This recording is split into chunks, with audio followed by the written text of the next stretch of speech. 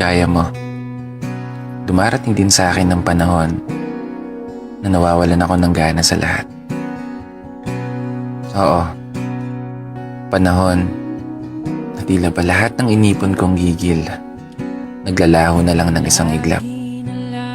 Kadalasan isang umaga, wala ka ng ganang bumangon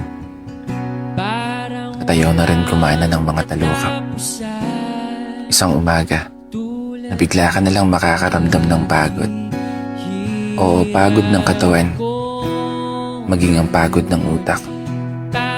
Pagod na siyang dahilan kung bakit tinatamad ka ng makipag-usap. Tinatamad ka ng sumulat. Tinatamad ka ng humakbang. Tinatamad ka ng imulat.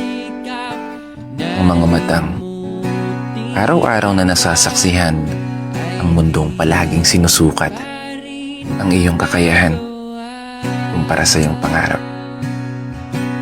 Mapapatanong ka na lang talaga, saan nga ba ako patungo? Saan nga ba ako dadali ng pangarap ko? Kasi alam mo, may mga pagkakataon sa buhay natin na akala mo yun na, pero hindi pa pala. May mga pagkakataon na akala mo para sa'yo na, hindi pa pala. May mga sandaling akala mo panalo ka na, talo pa rin pala. Tama nga sila. Ang buhay ng tao ay parang isang mahabang paglalakbay. At darating ang panahon, mauubusan ka ng gasolina.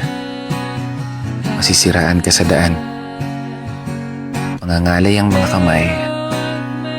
Mapapagod ang mga paa sa patuloy na pag-arangkada.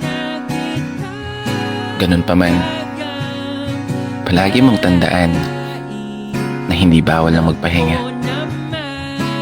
At kapag kaya na, itulak mo yung sarili mo kahit nag-iisa ka. At huwag mo sanang kakaligtaan na malayong malayo ka na kumpara sa panahong nag-uumpisa ka pa. Ngayon ka pa ba susuko? Kaya isang pagpupugay para sa lahat ng mga tao na patuloy na naglalakbay at sumasabay sa hamon ng buhay. Ako nga pala si Brother Matt.